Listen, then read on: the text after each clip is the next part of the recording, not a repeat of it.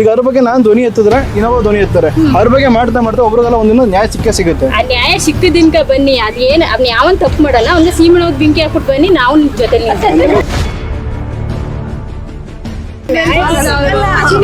ಆಗಿದೆ. ಇವಾಗ ಏನ್ ಸಿಗುತ್ತೆ? ಸಿಗಲ್ಲ. ಇನ್ನು 20 ವರ್ಷ ಆದ್ರೂ ಆ ಅಪರಾಧಿಗಳು ಸಿಗಲ್ಲ ಸರ್.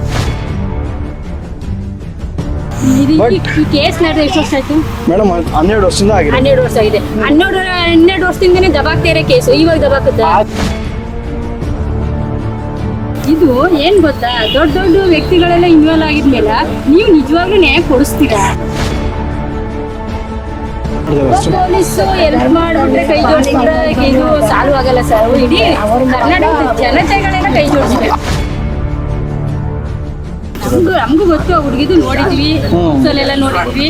ಆದ್ರೆ ಅದ್ರ ಹಿಂದೆ ದೊಡ್ಡ ದೊಡ್ಡ ವ್ಯಕ್ತಿಗಳವರಲ್ಲ, ಅವ್ರನ್ನೆಲ್ಲ ನೀವೇನ್ ಮಾಡಿ ಅಳಾಡ್ತಾ ಇದ್ದೀರಾ ಅಂತ ಕೇಳ್ತಾ ಇರೋದು.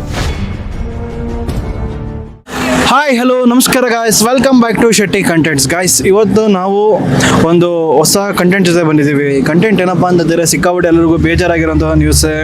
ಇವತ್ತಿನ ದಿನಕ್ಕೆ ಸಿಕ್ಕಾಪಟ್ಟೆ ಸೆನ್ಸೇಷನ್ ನ್ಯೂಸ್ ಇದೆ ಅದು. ಇವತ್ತಿನ ದಿನ ಒಬ್ಬರು ಯೂಟ್ಯೂಬರು ಒಬ್ಬರು ಮಗಳಿಗೆ ಹೆಣ್ಮಗುದು ಏನು ರೇಪ್ ಆಗಿದೆ, ಇನ್ನು ಮತ್ತೆ ಯಾರು ಮಾಡಿದ್ದಾರೆ ಆ ಥರದ್ದೆಲ್ಲ ಕೂಡ ಮಾತಾಡಿ ತುಂಬ ವೈರಲ್ ಆಗಿದೆ ನ್ಯೂಸು. ಅದ್ರ ಬಗ್ಗೆ ಸುಮಾರು ಜನ ಯೂಟ್ಯೂಬರ್ಸು ಅದ್ರ ಬಗ್ಗೆ ಧ್ವನಿ ಎತ್ತಿದ್ದಾರೆ. ಅದ್ರ ಬಗ್ಗೆ ಏನು ಹೆಣ್ಮಗುಗೆ ನ್ಯಾಯ ಸಿಗಬೇಕು ಅನ್ನೋದ್ರ ಬಗ್ಗೆ ಎಲ್ಲ ಸಿಕ್ಕಾಪಟ್ಟೆ ಮಾತಾಡ್ತಿದ್ದಾರೆ. ಇವತ್ತು ಅವರು ಕೂಡ ಮಾತಾಡ್ತಿದ್ದಾರೆ ಅನ್ನೋ ತಕ್ಕಂಗೆ ನಾವು ಕೂಡ ಮಾತಿರಲಿ ಅನ್ನೋದು ಪ್ರಶ್ನೆ ಅಲ್ಲ. ನಮ್ಮ ಜನಸಾಮಾನ್ಯರಲ್ಲಿ ಏನಿದೆ, ಅವ್ರಿಗೇನು ಅನಿಸುತ್ತೆ ಇವತ್ತಿನ ಈ ಟಾಪಿಕ್ ಬಗ್ಗೆ ಅನ್ನೋದ್ರ ಬಗ್ಗೆ ಇವತ್ತೊಂದು ಟಾಪಿಕ್ ಇರುತ್ತೆ.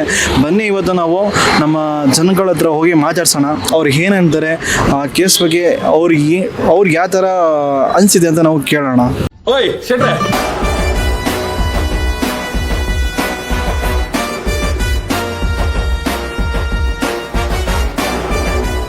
ಮೇಡಮ್, ಇವತ್ತಿನ ಟಾಪಿಕ್ ಬಗ್ಗೆ ನಿಮಗೆ ಎಲ್ಲ ಗೊತ್ತಿದೆ, ಸೌಜನ್ಯ ಕೇಸ್ ಅವ್ರ ಬಗ್ಗೆ. ಮೇಡಮ್, ಅದ್ರ ಬಗ್ಗೆ ನಿಮ್ಗೆ ಏನು ಅನಿಸುತ್ತೆ ಮೇಡಮ್ ನಿಮಗೆ? ಸರ್, ಆ್ಯಕ್ಚುಲಿ ನಿಜವಾಗ್ಲೂ ಹೇಳ್ಬೇಕಂದ್ರೆ ಇದು ತುಂಬಾ ಎಲ್ಲರೂ ಆಘಾತಕಾರಿ ವಿಚಾರ. ಇದು ಎಷ್ಟು ವರ್ಷದಿಂದ ನಡ್ಕೊಂಡು ಬರ್ತಾ ಇದೆ. ಅವರ ಒಂದು ಅವ್ರಿಗೆ ನಿಜವಾಗ್ಲೂ ನ್ಯಾಯ ಸಿಗಬೇಕು ಸರ್. ಏಕೆಂದರೆ ಅದು ತುಂಬ ವರ್ಷ ಆಯಿತು, ಈಗಾಗಲೇ 3 ವರ್ಷ ಆಗ್ತಾ ಬರ್ತಾ ಇದೆ. ಸೊ ಆ ಕೇಸ್ ಮುಚ್ಚಾಕ್ಬೇಕಂತಾನೆ ತುಂಬ ಎಲ್ಲ ಸ್ಟ್ರಗಲ್ ಆಗಿ, ಹೌದೌದು, ತುಂಬ ದೊಡ್ಡವ್ರದ್ದೆಲ್ಲ ಇದರಲ್ಲಿ ಕೈವಾಡ ಇದೆ ಅಂತ ತಿಳಿದು ಬರ್ತಾ ಇದೆ. ಇವನು ನಮಗೆ ತಿಳಿದ ಮಟ್ಟಿಗೆ ಎಲ್ಲರೂ ಕೈ ಜೋಡಿಸ್ಬೇಕು ಇದರಲ್ಲಿ, ಅವ್ರಿಗೆ ಖಂಡಿತ ನ್ಯಾಯ ಸಿಗಲೇಬೇಕು. ಈಗ ನೋಡಿ, ಅದ್ರ ಬಗ್ಗೆ ಇವಾಗ ಒಂಚೂರು ಅದ್ರದ್ದು ಏನು ವಿಚಾರ ಈಗ ಮತ್ತೆ ಅದು ಓಪನ್ ಆಗ್ತಾ ಇದೆ. ಆ ಕೇಸು ರಿಓಪನ್ ಆಗಿದೆ.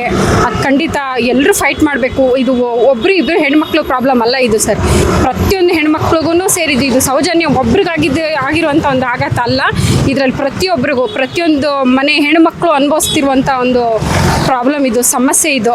ದಯವಿಟ್ಟು ಎಲ್ಲರೂ ಇದಕ್ಕೆ ಸಪೋರ್ಟ್ ಮಾಡಿ, ಎಲ್ಲರೂ ಫೈಟ್ ಮಾಡಬೇಕು ಸರ್. ಇದಕ್ಕೆ ಎಲ್ಲರೂ ಹೋರಾಟ ಮಾಡಬೇಕು. ಅವ್ರಿಗೆ ಸಿಗಬೇಕಾಗಿರುವಂಥ ನ್ಯಾಯ ಸಿಗಬೇಕಂತ ನಾನು ಅಂದ್ಕೊತೀನಿ. ಹೌದೌದು, ಸಮೀರ್ ಸರ್ಗೂ ನಮ್ಮ ಕಡೆಯಿಂದ ಇವನ್ ಎಲ್ಲರೂ ಸಪೋರ್ಟ್ ಮಾಡಲೇಬೇಕು ಅವ್ರಿಗೆ. ಏಕೆಂದರೆ ಇದು ಇಷ್ಟು ವರ್ಷದಿಂದ ಅಡಗಿದ್ದಂತನ ಅವರು ಹೊರಗಡೆ ತೆಗೆದು ಇವನ್ ಅದ್ರ ಬಗ್ಗೆ ಫೈಟ್ ಮಾಡಬೇಕು. ಎಲ್ಲರೂ ಇದ್ರ ಬಗ್ಗೆ ನ್ಯಾಯ ಅವ್ರಿಗೆ ಸಿಗಲೇಬೇಕು ಅಂತ ಅಂದ್ಕೊಂಡು ಹೊರಗಡೆ ತೆಗೆದಿದ್ದಾರೆ. ಇವನು ನಾವೆಲ್ಲರೂ ಸಪೋರ್ಟ್ ಇದೆ ಸರ್, ಎಲ್ಲರೂ ಸಪೋರ್ಟ್ ಇದೆ ಖಂಡಿತ. ನಮ್ಮ ಕರ್ನಾಟಕದ ಜನ, ಅದರಲ್ಲೂ ನಮ್ಮ ಇಂಡಿಯನ್ಸು ಹೆಂಗೆ ನಮ್ಮ ಹೆಣ್ಮಕ್ಳಿಗೆ ಎಷ್ಟು ಗೌರವ ಕೊಡ್ತಾರೆ, ಅದು ಅಷ್ಟು ಅಗೌರವಾಗಿ ನಡೆದಿರೋ ಅಂಥ ಘಟನೆ. ಖಂಡಿತ ಅವ್ರಿಗೊಂದು ನ್ಯಾಯ ಸಿಗಲೇಬೇಕು. ಎಲ್ಲರೂ ಫೈಟ್ ಮಾಡೋಣ, ಖಂಡಿತ ಎಲ್ಲರೂ ಇದರಲ್ಲಿ ಇದ್ದಾರೆ ಸರ್, ಒಳ್ಳೇದಾಗುತ್ತೆ. ಸೌಜನ್ಯ ಕೇಸ್ ಬಗ್ಗೆ ನಿಮ್ಗೆ ಗೊತ್ತಿದೆ, ಅದ್ರ ಬಗ್ಗೆ ನಿಮ್ಮ ಒಪ್ಪಿಗೆ ಏನಿದೆ ಸರ್? ಒಪ್ಪಿಗೆ ಏನಂದರೆ, ಈಗ ನೋಡಿ ಅತ್ಯಾಚಾರಗಳು ತುಂಬ ಕಡೆಲ್ಲ ಅತ್ಯಾಚಾರ ಆಗ್ತಾ ಇದೆ. ಇದೇನಂದರೆ ಭಾಳಷ್ಟು ಅಂದರೆ ನಿಮ್ಗೆ 12 ವರ್ಷದಿಂದ ಆಗಿರೋ ಅತ್ಯಾಚಾರ ಇದು. ಬಟ್ ಅವತ್ತು ಯಾವುದೋ ಒಂದು ಕ್ಷೇತ್ರಕ್ಕೆ ಏನೋ ಒಂದು ಪುಣ್ಯ ಮಾಡಬೇಕಂತ ಬಂದವನ್ನ ಅವ್ರು ಹಿಡ್ಕೊಂಡ್ಬಿಟ್ಟು ಏನು ಮಾಡಿದ್ದಾರೆ, ಅವನು ಅತ್ಯಾಚಾರ ಮಾಡಿದ್ದಾನೆ ಅಂತ ಹೇಳ್ಬಿಟ್ಟು ಅವನನ್ನು ಪೊಲೀಸವ್ರಿಗೆ ತಗಲಾಕೊಂಡ್ಬಿಟ್ಟು ಮಿಕ್ಕಿದ 5 ಜನ ಏನಾಗಿದ್ದಾರೆ ಅಂದರೆ ಸೇಫ್ ಆಗಿದ್ದಾರೆ. ಯಾಕೆಂದರೆ ಒಂದು ಸ್ವಲ್ಪ ಮೆಂಟಲ್ ಕೇಸ್ ಅಂತ ಅವನಿಗೆ, ಅದಕ್ಕೋಸ್ಕರ ಅವನು ಏನೋ ಅಂತೂ ಅವನನ್ನು ತಗಲಾಕೊಂಡ್ಬಿಟ್ಟಿದ್ದಾರೆ ಅವರು. ಅಷ್ಟೇ ವಿಷಯ ಏನಂದರೆ, ಈ ಅತ್ಯಾಚಾರ ವಿಷಯದಲ್ಲಿ ನಿಮಗೇನಂದರೆ ಭಾಳ ಎಲ್ಲರೂ ಎಚ್ಚರಿಕೆ ಅಂತ ಇರಬೇಕು. ಯಾಕಂದರೆ ನಮ್ಮ ಮನೆಯಲ್ಲೂ ಹೆಣ್ಮಕ್ಳಿದ್ದಾರೆ, ಅವ್ರ ಮನೆಯಲ್ಲೂ ಇರುತ್ತಾರೆ, ಎಲ್ಲ ಮನೆಯಲ್ಲಿ ಹೆಣ್ಮಕ್ಳು ಇರ್ತಾರೆ. ಅದಕ್ಕೋಸ್ಕರ ಅವಳಿಗೆ ನ್ಯಾಯ ಕೊಡಬೇಕು. ನ್ಯಾಯ ಅಂದರೆ ಸುಮ್ಮನೆ ನ್ಯಾಯ ಅಲ್ಲ, ಗಲ್ಲಿಗೆ ಏರಿಸ್ಬೇಕು ಅವ್ರನ್ನ. ಆ ಥರ ಅತ್ಯಾಚಾರ ಮಾಡೋದನ್ನ ಗಲ್ಲಿಗೆ ಏರಿಸ್ಬೇಕು. ಯಾಕೆ ಅಂದರೆ ಇನ್ನು ಮಟ್ಟಕ್ಕೆ ನಮ್ಮ ಕರ್ನಾಟಕ ದೇಶದಲ್ಲಿ, ಇಡೀ ಇಂಡಿಯಾದಲ್ಲೂ ಇಷ್ಟು ಮಟ್ಟಕ್ಕೂ ಅತ್ಯಾಚಾರ ಆಗಬಾರ್ದು. ಯಾವುದೋ ಕಾರಣಕ್ಕೊಂದು ಹೆಣ್ಮಕ್ಳನ್ನು ಕೆಟ್ಟ ದೃಷ್ಟಿಯಿಂದ ನೋಡೋದಾದ್ರೂ ಅವ್ರಿಗೆ ಶಿಕ್ಷೆ ಆಗಬೇಕು, ಆ ಥರದ ನ್ಯಾಯ ಬರಬೇಕು. ಯಾಕೆಂದರೆ ನಮ್ಮ ಇಂಡಿಯಾ ದೇಶದಲ್ಲಿ ಆ ಥರ ಇನ್ನೂ ಬಂದಿಲ್ಲ, ಆ ಕಾನೂನು ಇನ್ನೂ ಬಂದಿಲ್ಲ. ಯಾಕೆಂದರೆ ಆ ಕಾನೂನು ತಂದಿಲ್ಲದಗೋಸ್ಕರ ಇವತ್ತು ತುಂಬ ಜನ ಏನಾಗಿದ್ದಾರೆ, ತುಂಬ ಜನ ಈ ಥರ ಅತ್ಯಾಚಾರ ಮಾಡಿ ಹೆಣ್ಮಕ್ಳನ್ನ ರೇಪ್ ಮಾಡಿಬಿಟ್ಟು ಎಲ್ಲ ಆರಾಮಾಗಿ ಓಡಾಡ್ತಾ ಇದ್ದಾರೆ. ಏಕೆಂದರೆ ಅದ್ರ ಬಗ್ಗೆ ಏನಂದರೆ ಸೂಕ್ತವಾಗಿ ತನಿಖೆ ಆಗಬೇಕು. ಈ ಸೌಜನ್ಯ ಬಗ್ಗೆ ಸೂಕ್ತವಾಗಿ ತನಿಖೆ ಆಗಬೇಕು. ಅವತ್ತಿನ ತನಿಖೆ ಆಗ್ತಾ ಇದೆ. ಬಟ್ ಈಗ ಸಮೀರ್ MD ಒಬ್ಬರು ಯೂಟ್ಯೂಬ್ ಚಾನಲ್ ಹುಡುಗ ಮಾಡಿದ್ದಾನೆ, ಅವನಿಗೆ ನಾವೆಲ್ಲರೂ ಸಪೋರ್ಟ್ ಮಾಡಬೇಕು. ಯಾಕೆಂದರೆ ಆ ಸಪೋರ್ಟ್ ಅಂದರೆ ನಾವು ಕೂಡ ಯೋಚನೆ ಮಾಡಬೇಕು, ನಮ್ಮ ಮನೇಲಿ ಒಬ್ಬ ಹೆಣ್ಮಗಳಿದ್ದಾಳೆ ಅಂತ ಹೇಳ್ಬಿಟ್ಟು, ನಮ್ಮ ಅಮ್ಮ ಆಗಲಿ, ಅಕ್ಕ ಆಗಲಿ, ತಂಗಿ ಆಗಲಿ, ಯಾರೇ ಆಗಲಿ ಆ ಥರವನ್ನೇ ಅತ್ಯಾಚಾರ ಮಾಡಿದವ್ರನ್ನ ಗಲ್ಲಿಗೆ ಏರಿಸ್ಬೇಕಂತ ನಮ್ಮ ಅಭಿಪ್ರಾಯ. ನನ್ನ ಮನಸ್ಸಿಂದ ಹೇಳ್ತಾ ಇರೋದು ಈ ಮಾತು. ಯಾಕೆಂದರೆ ನಮಗೆ ಸರಿಯಾಗಿ ಕನ್ನಡ ಬೆಳಕು ಹೇಳೋದು ನಿಮ್ಗೆ ಗೊತ್ತಲ್ಲ. ಇಷ್ಟೇ ಮಾತನಾಡೋದು ನಾವು ತುಂಬ ಕಷ್ಟನೇ. ಏನಂದರೆ ಈಗ ಟ್ರೋಲ್ ಪೇಜಸಲ್ಲಿ ಬರ್ತಿರಂಗೆ ಈ ಮುಸ್ಲಿಂ ಹುಡುಗ ಹಿಂದೂ ಹುಡುಗಿ ಅಥವಾ ಇದ್ರ ಬಗ್ಗೆ ಮಾತಾಡಿದ್ದಾನೆ ಅಂತ. ಆ್ಯಕ್ಚುಲಿ ಅದನ್ನು ನಾವು ಅನಲೈಸ್ ಮಾಡಿಕೊಂಡ್ರೆ ಅವನು ಹುಡುಗಿ ಬಗ್ಗೆ ಮಾತಾಡಿದ್ದಾನೆ ಹೊರತು ಅಥವಾ ಮ್ಯಾನೇಜ್ಮೆಂಟ್ ಬಗ್ಗೆ ಮಾತಾಡಿದ್ದಾನೆ ಹೊರತು ಆ ದೇವ್ರ ಬಗ್ಗೆ ಇನ್ನೂ ಅವ್ನು ಮಾತಾಡಿಲ್ಲ.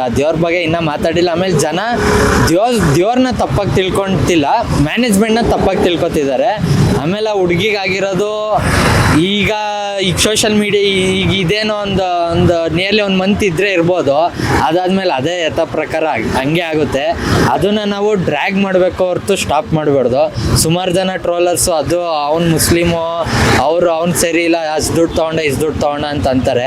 ಅದೆಲ್ಲ ಹೇಳೋದು ಬಿಟ್ಟು ಅವ್ರ ಕೈಯಲ್ಲಿ ಏನಾಗುತ್ತೆ, ಅವರು ಒಂದು ತಂಗಿ ಅಂತ ಅಂದ್ಕೊಂಡು ಮಾಡಿದ್ರೆ ಅವ್ರಿಗೂ ಒಂದು ರೆಸ್ಪಾನ್ಸಿಬಿಲಿಟೀಸ್ ಬರುತ್ತೆ ಅಂತ ನಾನು ಹೇಳ್ತೀನಿ. ಯಾರು ತಪ್ಪಿಸಿಸ್ರೋ ಅವ್ರಿಗೆ ಶಿಕ್ಷೆ ಆಗಲೇಬೇಕು. ತಪ್ಪು ಮಾಡಿರೋ ಅದು ಕರ್ಮ ಅನುಭವಿಸ್ಲೇಬೇಕು. ಕರ್ಮ ಅನ್ನೋದು ಬಿಡಲ್ಲ, ಅನುಭವಿಸ್ತಾರೆ. ಅದು ಯಾರೇ ಆಗಲಿ, ಈಗ ಯಾರದೇ ಮನೇಲಿ ಹೆಣ್ಮಗಳಾದ್ರೂ ಪ್ರಾಬ್ಲಮ್ ಆದರೂ ಇದೇ ರೀತಿಯೇ ಆಗುತ್ತೆ.